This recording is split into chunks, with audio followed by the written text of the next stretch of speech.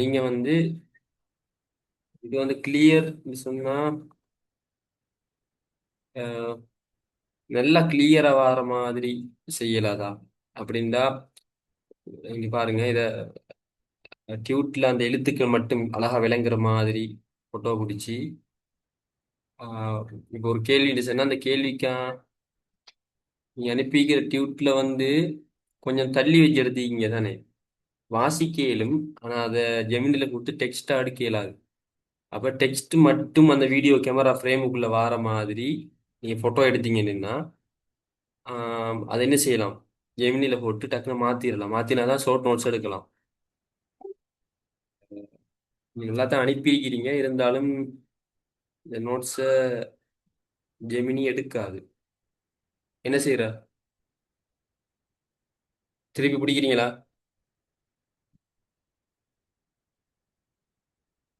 Dude வந்து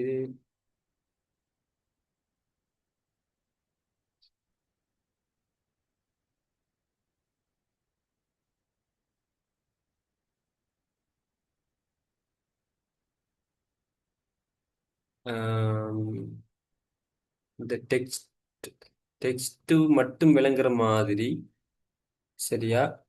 எனக்கு ஒரு போட்டோ பிடிச்சு அனுப்புங்க. இந்த ஒரு கேமரா ஃப்ரேமுக்குள்ள டெக்ஸ்ட் மட்டும் தான் இருக்கணும். அப்ப தெளிவா விளங்கு. அதை நாங்க இதுக்கு மாத்தலாம்.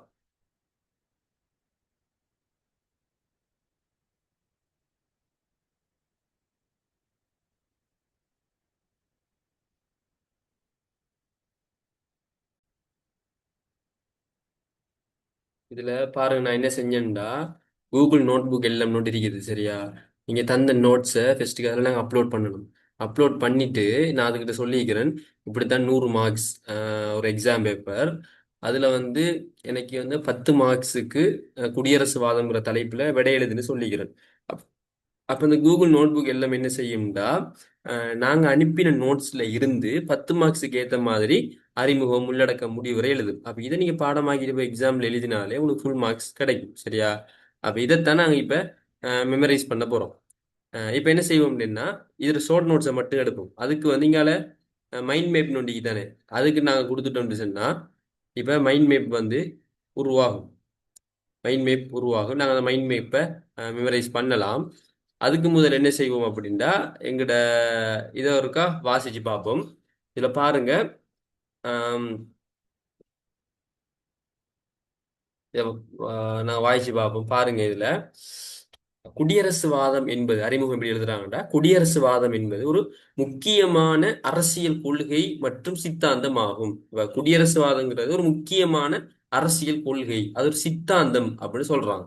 இது அறிமுகத்துல ஃபெஸ்ட்டுக்கு இது என்னன்னு சொல்றாங்க, இது பிரஜைகளோட உரிமை, அவங்களோட சுதந்திரம் மற்றும் அரசியல் ரீதியான செயற்பாடுகள் எவ்வாறு அமைய வேண்டும் என்பதை தீர்மானிக்குது. அப்ப இந்த குடியரசுவாதம் என்ன செய்யுதுண்டா, ஒரு பிரஜைட உரிமை, அவனோட சுதந்திரம், அவனோட அரசியல் ரீதியான செயற்பாடு எப்படி இருக்கணும் அப்படிங்கிறத தீர்மானிக்கிறது தான் இந்த குடியரசுவாதமாக இருக்குது. நவீன அரசியல் உலகத்துல தாராளமா தாராளமய அந்த வாதத்திற்கு மாற்றான ஒரு வலுவான அரசியல் கருத்தியலாக இது கருதப்படுது அப்படின்னு ஒரு அழகிய வரைவிலக்கண இந்த அறிமுகத்தை எழுதுறாங்க. 10 மார்க்ஸுக்கு போய் அறிமுகம் கேட்டா அதுல முக்கியமான ஒரு 3 விஷயம் இருக்கிறது. முதலாவது, இது ஒரு முக்கியமான விஷயம் என்று சொல்லணும். அடுத்தது, இது வந்து என்ன, இது வந்து பிரஜைகளோட உரிமை எப்படி இருக்கணும், அவங்களோட சுதந்திரம் எப்படி இருக்கணும், அவங்களோட அரசியல் ரீதியான செயற்பாடு எப்படி இருக்கணும் என்று சொல்லி அவங்களுக்கு என்ன செய்யும் அப்படின்னு சொல்லி இது தீர்மானிக்குது. இது தாராளவாதத்திற்கு எதிரான ஒரு வலுவான அரசியல் கருத்தியலாக இருக்குது அப்படின்னு இது அறிமுகத்தை எழுதுறாங்க. எழுதிட்டு இப்ப உள்ளடக்கத்துக்குள்ள நீங்க எப்படி எழுதணும்னு சொன்னா, இந்த குடியரசுவாதத்துல வரலாறு இருக்குதானே, இது மிக நீண்டது. இதை நாங்க முக்கிய 3 காலப்பகுதிகளாக பிரிக்கலாம் அப்படின்னு நாங்க என்ன செய்யறோம், சொல்றோம். சொல்லிட்டு முதலாவது பழமைவாத காலம், அதாவது பண்டைய கிரேக்க மற்றும் ரோம பேரரசு காலங்கள்ல அரிஸ்டோட்டில், சிசரோ, பாலிபியஸ் போன்ற சிந்தனையாளர்களால் இது போற்றப்பட்டது அப்படின்னு சொல்றாங்க. அப்ப இந்த குடியரசுவாதம்ங்கிறது இந்த குடிமக்கள் தான் அந்த அரச ஆட்சி செய்யணும், அவங்கட அவங்க வந்து தான் அந்த சுதந்திரத்தை தீர்மானிக்கணும், அவங்க தான் அந்த உரிமைகளை தீர்மானிக்கணும் இப்படின்னு சொல்ற இந்த கருத்தை பழமையான காலத்துல இந்த கிரேக்க ரோம பேரரசுகள்ல வாழ்ந்த அரிஸ்டோட்டில், சிசரோ, பாலிபியஸ் இவங்க எல்லாரும் என்ன செஞ்சுக்கிறாங்க, இதை போட்டு இருக்கிறாங்க, இதை பத்தி அவங்க பேசியிருக்கிறாங்க.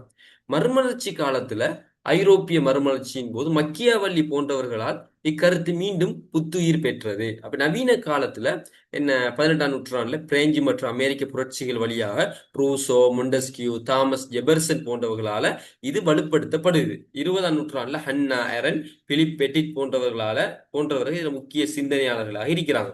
இப்ப குடியரசுவாதத்துல முக்கிய கொள்கைகள் என்ன அப்படின்னு நாங்க பார்த்தோம்னு சொன்னா, முதலாவது மன்னராட்சிக்கு எதிர்ப்பு.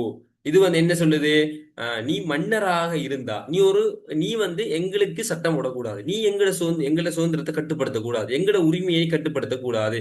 மாறாக அதிகாரம்ங்கிறது ஒரு தனி ஆட்சியாளர்கிட்ட இருக்கக்கூடாது அப்படின்ட்டு அது சொல்லுது. அதிகாரம்ங்கிறது ஒரு தனி ஆட்சியாளர்கிட்ட முழுசா குவிஞ்சு கிடக்கக்கூடாது. அடுத்தது ரெண்டாவது பேசுது மக்களின் இறையாண்மை. அரசின் தலைவன்கிறது இப்ப நான் இதுல ஒவ்வொன்றா உதாரணம் சொல்லி விரிவா விளங்கப்படுத்துற நோக்கம் இல்லை, இது சும்மா வாசிச்சுட்டு இதை நாங்க மெமரைஸ் பண்ண போறோம். அரசின் தலைவன்கிறது பரம்பரையாக வராம மக்கள்கிட்ட வாக்கு மூலம் தேர்ந்தெடுக்கப்படும் சொல்றாங்க. நாங்க 7ஆம் யூனிட் படிச்சோம், 8ஆம் யூனிட் படிச்சோம், 12ஆம் யூனிட் படிச்சோம். அதுல பாத்தீங்கன்னா முதலாம் குடியரசு யாப்பிலையும் 2ஆம் குடியரசு யாப்பிலையும் இந்த இலங்கை ஒரு குடியரசு நாடுன்னு சொல்லுவாங்க. அப்படின்னா என்ன, அதாவது ஒரு தனி அரசனாலே இது ஆட்சி செய்யப்படக்கூடாது, அவங்க பரம்பரையாக வரக்கூடாது. மாறாக மக்களாகிய நாங்க தான் ஒரு ஆட்சியாளரை தெரிவு செய்யணும், மக்களாகி நாங்க எப்படி ஆளப்படணுங்கிறத நாங்க தான் தெரிவு செய்யணும், நாங்க தான் தீர்மானிக்கணும். அப்படிங்கிறதா குடி அரசுவாதம், ஒரு அரச குடிகள் ஆட்சி செய்யறது. சரியா? அப்ப அதே போல சிவில் நல்லொழுக்கம். என்ன, பிரஜைகள் அரசியல் வெறும் பார்வையாளர்களாக இருக்காமல் பொது நன்மைக்காக தங்களை அர்ப்பணித்துக் கொண்டு அரசியலில் தீவிரமாக பங்கேற்கணும்னு சொல்றாங்க. அதாவது இது நான் சொன்னேன், குடியரசுவாதங்கிறது மக்களை பேஸ் பண்ணது. நீங்க ஆட்சி செய்யுங்க, நாங்க ஒரு ஓரத்துல இருக்க முடியும் இல்லாம மக்களும் என்ன செய்யணும், அரசியல் ரீதியாக ஒரு விழிப்புணர்வோடு இருக்கணும், அரசியல் ரீதியாக பல செயற்பாடுகள் செய்யணும். அப்படியான விஷயங்கள் இருக்குது. சரியா? அதே போல பிரஜைகளின் பங்கு பற்றல். சுதந்திரம் என்பது அமைதியாக இருப்பதல்ல, மாறாக அரசியல் செயற்பாடுகள் சுதந்திரமாக பங்கு பெற்றுறது. அதை நீங்க எழுதணும். அடுத்தது குடியரசுவாதம் தாராளவாதம் வேறுபாடை ரெண்டு சொல்லிக்கிறாங்க, அதை சொல்லிட்டு முடிவுரை கொடுத்துக்கிறாங்க. இப்ப இதை நாங்க என்ன செய்ய போறோம், மெமரைஸ் பண்ண போறோம். சரியா? பாருங்க, அரசியல் சித்தாந்தங்கள்ல ரெண்டு விஷயம் இருக்குது. ஒன்று குடியரசுவாதம், அடுத்து தேசியவாதம். இது ரெண்டும் தான் உங்களோட மொத்த நோட்ஸ்லயுமே இருக்குது. இப்ப எங்களுக்கு தேவை என்ன, குடியரசுவாதம் தான் தேவை. அப்ப அதுக்குள்ள மெயினா 3 பாயிண்ட்ஸ் இருக்குது. ஒன்று வரலாற்று வளர்ச்சி சம்பந்தமாக ஒரு முக்கியமான பாயிண்ட்ஸ்கள் இருக்குது. அடுத்தது மூல கொள்கைகளை தந்திருக்கிறாங்க.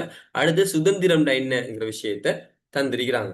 இப்ப நாங்க என்ன செய்வோம்னு சொன்னா, வரலாற்று வளர்ச்சியை தொட்டு பார்த்தீங்கன்னு சொன்னா அதுக்குள்ள பண்டைய காலம் சம்பந்தமான ஒரு நோட்ஸை நீங்க எழுத வேண்டியிருக்குது.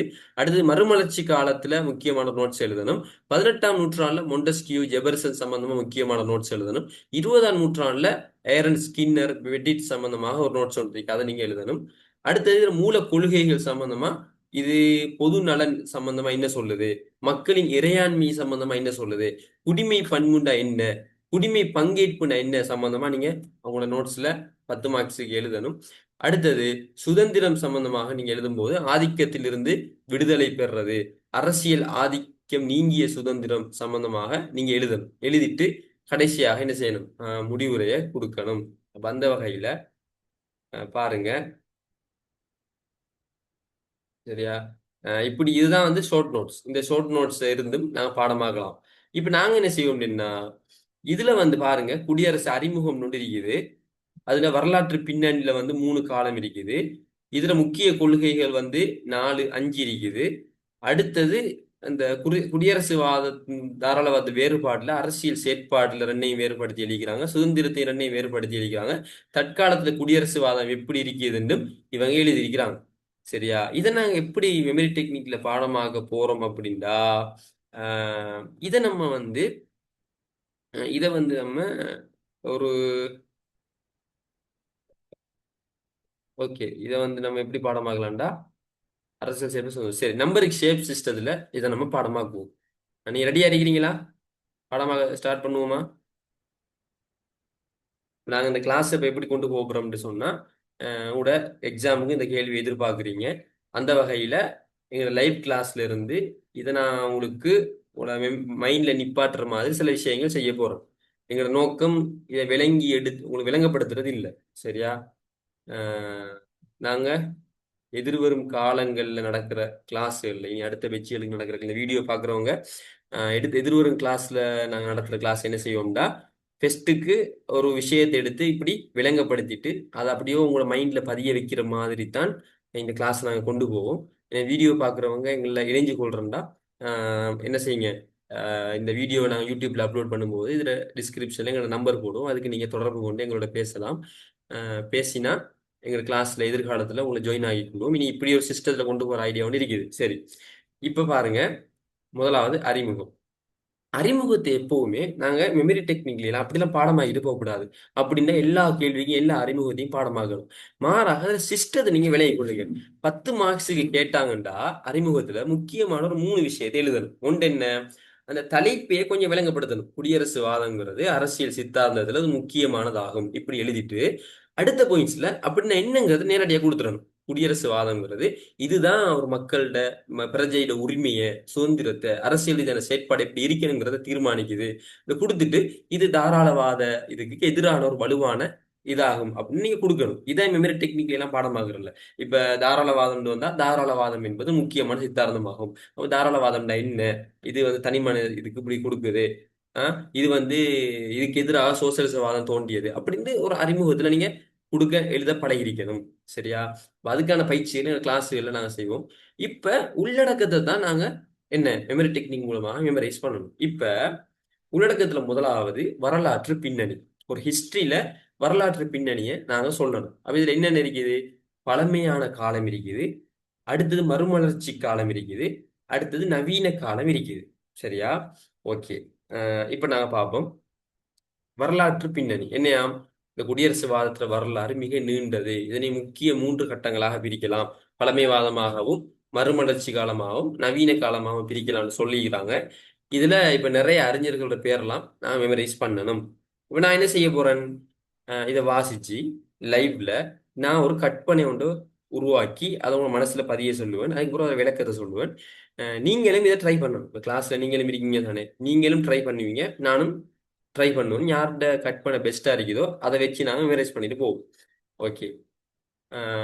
இப்ப இந்த இவ்வளவு பாயிண்ட்ஸ் வரலாற்று பின்னணிங்கிறதுல பழமைவாதம், மலவர்ச்சி கால், நவீன இது எல்லாத்தையும் சேர்த்து ஒரு கற்பனை ஒன்று நம்ம உருவாக்கும். ஒரு கற்பனை கதையை ஒன்று உருவாக்கும். சரியா? நானும் யோசிக்கிறேன், நீங்களும் யோசிங்க. சரி, இப்ப ஃபெஸ்ட்டுக்கு வாசிச்சு விலங்கி எடுத்து நான் உருவாக்குறேன், நீங்களும் உருவாக்குங்க.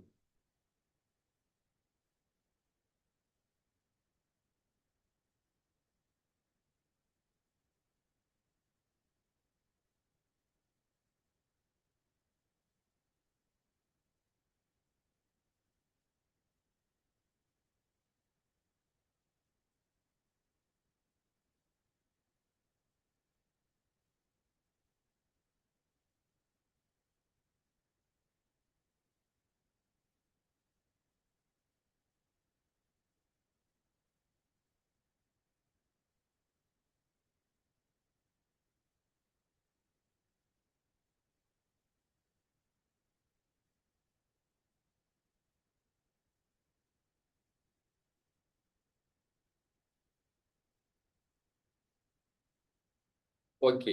இப்ப நான் சொல்றத சரியா, நான் சொல்றத கொஞ்சம் கற்பனை பண்ணி கொடுங்க.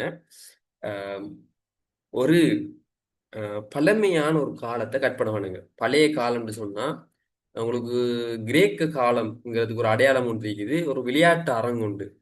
சரியா? உங்களுக்கு அதை நீங்க பார்த்திருக்கீங்களோ தெரியாது. இப்ப நீங்க கற்பனை பண்ணி கொடுங்க. அரிஸ்டோட்டில் சிலையை நீங்க பார்த்திருக்கீங்களா? கமெண்ட் பண்ணுங்க. அரிஸ்டோட்டில் சிலை அந்த டியூட்ல எல்லாம் போடுவாங்க, பாத்திருக்கீங்களா?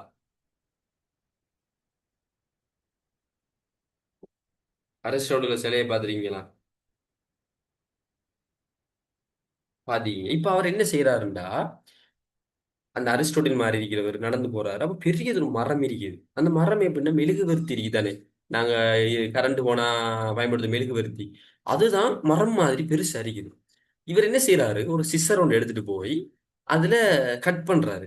உடனடியாக ஒரு பால் மாதிரி வழியுது. மரத்துல மாமரத்துல செஞ்சா பால் வரும், அத மாதிரி வழியுது. இப்படி கட் பண்ணுங்க. பண்ணிட்டீங்களா? பண்ணிட்டீங்களா?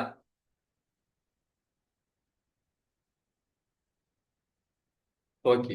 இப்ப என்னன்னு சொன்னா விஷயம், இப்ப இந்த இதுல எங்களுக்கு ஒரு க்ளூ இருக்குது. இந்த கற்பனையில ஒரு க்ளூ இருக்குது. என்னன்னா அந்த மெழுகுவர்த்தி முதலாம் நம்பரை குறிக்குது. முதலாம் நம்பர் மாதிரி தான் மெழுகுவர்த்தி இருக்குது. முதலாவது பாயிண்ட்ஸ் என்ன அப்படின்னா, இதுல வரலாற்று பின்னணி, இந்த குடியரசுவாதத்துல வரலாற்று பின்னணி. அதுல என்னன்னா முதலாவது பழைய காலம், இந்த பழமைவாத காலம். அதான் பழைய காலத்துல இருக்கிற மாதிரி அரிஸ்டோட்டில் இருக்கிறாரு. அப்ப அரிஸ்டோட்டில் இதுல வந்து ஒரு க்ளூ எங்களுக்கு இருக்குது. என்னன்னு சொன்னா, நாங்க குடியரசுவாதத்துல ஒரு வரலாற்று வளர்ச்சியை பத்தி பேச போறோம். அப்ப அதுல என்ன பேச போறோம்னா பழமைவாதத்தை பத்தி பேச போறோம். அடுத்து மறுமலர்ச்சி காலத்தை பத்தி பேச போறோம். அதுக்கு அடுத்தது நவீன காலத்தை பத்தி பேச போறோம்.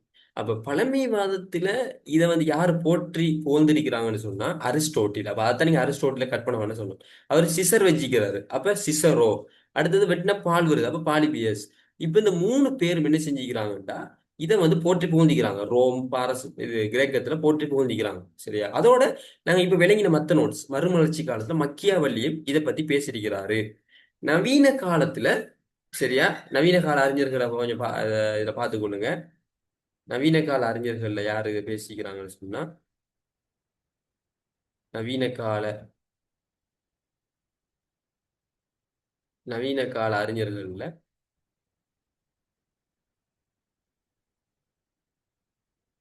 நவீன கால ஒரு ரூசோ, சரி, ரூசோவை ஞாபகம் வச்சுக்கொள்ளுங்க. ரூசோ மொண்டஸ்கியூ பேசிக்கிறாங்க. இப்ப என்னண்டா, இப்ப நீங்க கற்பனை பண்ணும்போது நான் சொன்ன அந்த கற்பனையில இருந்து ஒரு குழுவாக எடுத்து மத்த பாயிண்ட்ஸ் எல்லாம் நீங்க ஞாபகம் வச்சுக்கொள்ளணும். இப்ப அந்த கற்பனையை சொன்ன உடனே உங்களுக்கு ஞாபகம் வரும் டக்குன்னு. ஓகே, இது பழமை காலத்துல அரிஸ்டோட்டில், சிசரோ, பாலிபியஸ்ங்கிறவங்க இதை சொல்லிக்கிறாங்க. அதோட மத்திய காலத்துல மக்கியவல்லி இதை பத்தி பேசியிருக்கிறாரு. நவீன காலத்துல இந்த யாரு ரூசோவும் மொண்டஸ்கியும் இதை பத்தி பேசின முக்கிய சிந்தனையாளர்களாக இருக்கிறாங்க. இப்ப இவ்வளவு பாயிண்ட்ஸையும் வந்து நீங்க அந்த முதலாவது கற்பனையோட உங்களுக்கு செல்ல தெரியுமா இருக்கணும். ஓகேவா? முதலாம் நம்பர் நினைச்சா இந்த கற்பனை ஞாபகம் வரும். இந்த கற்பனையில ஒரு க்ளூ இருக்குது. என்ன? முதலாவது போய் காலத்தை பத்தி பேசுது. பழமை காலத்துல அரிஸ்டோட்டில், சிசரோ இவங்க வந்து இதை சொல்லிக்கிறாங்க. அதோட சேர்த்து உங்களுக்கு ஞாபகம் வரணும். அடுத்தது மறுமலர்ச்சி காலத்துல மக்கியாவல்லி, நவீன காலத்துல இந்த ரூசோ, மொண்டஸ்கியூ இவங்க தான் இந்த குடியரசுவாத பத்தி சொல்லிக்கிறாங்கிறது ஞாபகம் வரணும். சரி. இப்ப இது ஒரு கற்பனை, ஒரு க்ளூவை வச்சு நாங்க இவ்வளோதையும் படமாக்கிட்டோம். இப்ப அடுத்தது குடியரசுவாதத்துல முக்கிய கொள்கைகள் தான் இப்ப அடுத்த பாயிண்ட்ஸ். இதுல வந்து என்ன இருக்குது? இவங்களோட மன்னராட்சிக்கு எதிர்ப்பு ஒன்று இருக்குது. மக்களின் இறையாண்மை, அரசியல தலைவன் பரம்பரையாக வராம மக்களோட வாக்கு மூலம் தேர்ந்தெடுக்கப்படணும்னு ஒரு விஷயம் இருக்குது. அடுத்தது ஆஹ் சிவில் நல்லொழுக்கம்ங்கிற ஒரு விஷயம் இருக்குது. அடுத்தது பொது நலன்ங்கிற ஒரு விஷயம் இருக்குது. அடுத்தது பிரஜைகளோட பங்கு பற்றல் ஒரு விஷயம் இருக்குது. இப்ப இது எல்லாத்தையும் சேர்த்து நான் ஒரு கற்பனை உருவாக்குறேன். ஒரு 2 நிமிஷம் தாங்க. கற்பனை உருவாக்கிட்டு நான் சொல்றேன். சரியா?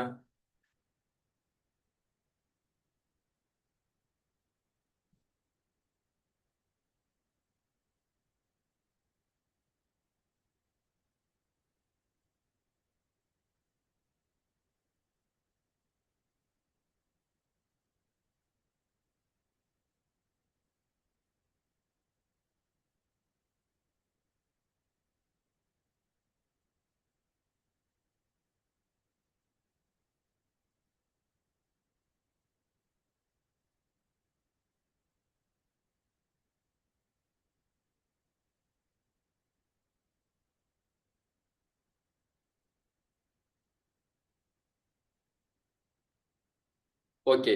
இப்ப நான் சொல்றதை கற்பனை பண்ணிக்கொள்ளுங்க. சரியா? நான் சொல்றதை கற்பனை பண்ணிக்கொள்ளுங்க. ஒரு பெரிய அரசன் ஒன்று இருக்கிறாரு. சரியா? அவரோட தலையில பெரிய கிரீடம் ஒன்று போட்டிருக்குது. அவரு இருக்கிறார். அவரை சுத்தி நிறைய மக்கள் எல்லாம் இருக்கிறாங்க. மக்கள் எல்லாம் அவருக்கு பயந்து அடிமைப்பட்டிருக்கிறாங்க. இந்த நேரத்துல வானத்துல இருந்து ஒரு கொக்கு ஒன்று பறந்து வருது. சரியா? கொக்கு ஒன்று பறந்து வருது. வந்து அது என்ன செய்யுதுன்னா, ஒரு அப்படியோ வந்து அந்த அரசன் நிக்கிறார் தானே, அவரை தன்னை சொண்டால கவ்விட்டு அப்படியோ பறந்துட்டு போயிட்டு. கற்பனை பண்ணுங்க. சொண்டால கவ்விட்டு அப்படியோ பறந்துட்டு போகும். மக்கள் எல்லாம் என்ன செய்யறாங்க இதனால, அவங்கள இருந்து ஒரு ஆளை தெரிவு செஞ்சு, ஓட் போட்டு ஒரு ஆளை தெரிவு செஞ்சு அப்படியோ அந்த மண் இருந்த இடத்துக்கு அனுப்புறாங்க. அவர் போறாரு. இப்ப அந்த ஆள் தான் ஆட்சி செய்யணும். மக்கள் தேர்ந்தெடுத்த அந்த ஆள் தான் ஆட்சி செய்யணும்.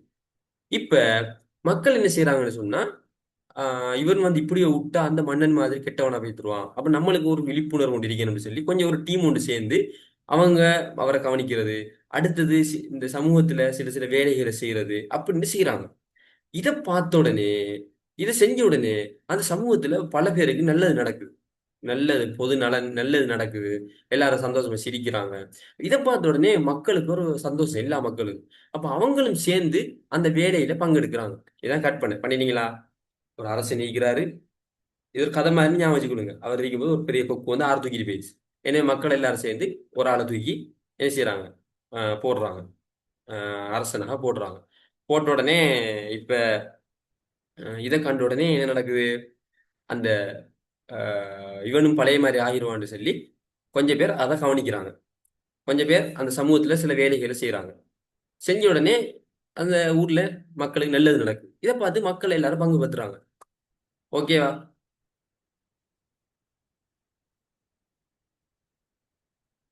ஓகேவா? ஓகே. இதுல இருக்கிற எங்களுக்கு க்ளூ என்னன்னு சொன்னா, கொக்கு பறந்துட்டு வருது தானே. கொக்குங்கிறது 2ஆம் நம்பரை குறிக்கும். அது பார்க்க ஷேப்ல 2ஆம் நம்பர். அப்ப 2ஆம் நம்பர். இதுல இதுல நாங்க என்ன சொல்ல போறோம்னா, இதுல முக்கியமான கொள்கைகளை பத்தி சொல்ல போறோம். குடியரசுவாதத்துல. முதல் கொள்கை என்ன அப்படின்னா, இது வந்து மன்னர்களை எதிர்க்குது. பாருங்க, மன்னரை தூக்கிட்டு போயிது. மன்னர்களை எதிர்க்குது. அப்ப இதுல விளக்கம் எங்களுக்கு தெரியும் தானே? தெரியும். அடுத்தது வந்து மக்கள் எல்லாரும் புதுசா ஒரு ஆளை போடுறாங்க. அப்ப மக்கள்ல இருந்து ஒரு ஆள் அவங்க வாக்கு மூலம் தேர்ந்தெடுத்து போடுவாங்க. இது 2வது குழு. 3வது என்னன்னு சொன்னா, இது மக்கள் விழிப்போட இருந்து என்ன செய்றாங்க? அவரையும் பார்க்குறாங்க, சில சில வேலைகள் செய்றாங்க. அப்ப இது சிவில் சேவைன்னு சொல்லுவோம். சிவில் சேவை. அவங்க அவங்களோட சிவில் ரீதியாக அவங்க எந்த ஒரு கூலியும் எதிர்பாராம அரசு, சந்தை, இந்த குடும்பம் இதெல்லாம் அப்பாற்பட்டு அவங்க என்ன செய்வாங்க? சில பொது நல வேலைகளை செய்வாங்க. இத அவங்க செஞ்சு கொண்டிருக்கிறாங்க. இதனால சமூகத்தின் நலன் ஏற்படுதுன்னு சொன்னோம். அப்ப பொது நலன் குடியரசுவாதத்துல இப்படியும் பொது நலன் தான் பேணப்படும். அரசியல் சமூகமாக இணைஞ்சு எல்லாருமே ஒரு நலன் அடையணுங்கிறது பேணப்படும். சரியா? இதனால மக்கள் வந்தாங்கன்னு பார்த்தா தானே. அப்ப மக்கள் பங்கு பெற்றல். இதுல வந்து மக்கள் பங்கு பெற்றல் தான் இந்த ஆட்சியில் அதிகமாயிருக்குங்கிறத நீங்க எழுதணும். ஓகேவா?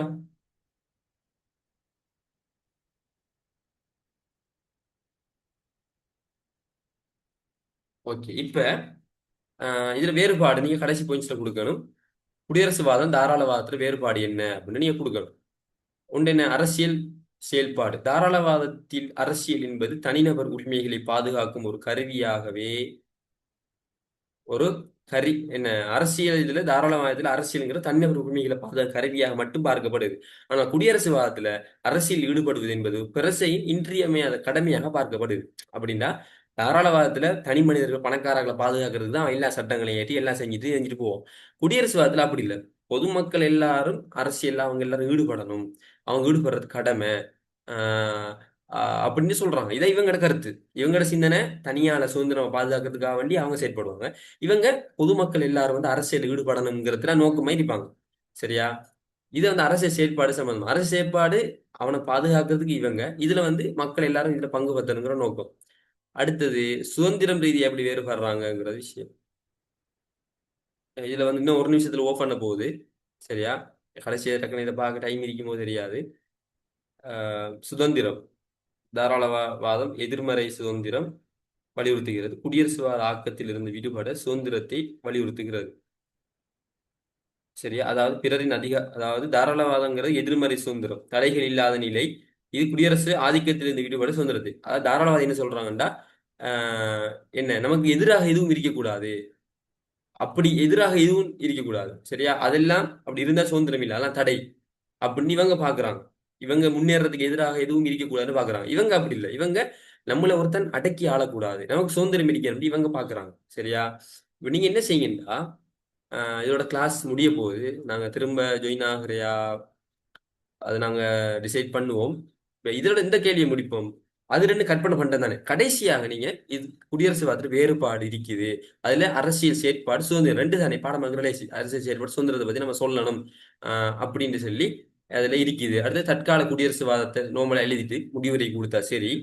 இப்ப இதை நான் வந்து இப்ப இன்னொரு லிங்க் அனுப்பணுமா?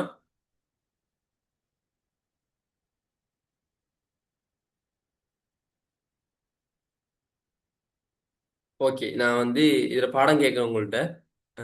பாடமான்னு சொல்லி இப்ப தனி செட்டுக்கு வாங்க. நாங்க இது பாடம் பார்ப்போம்.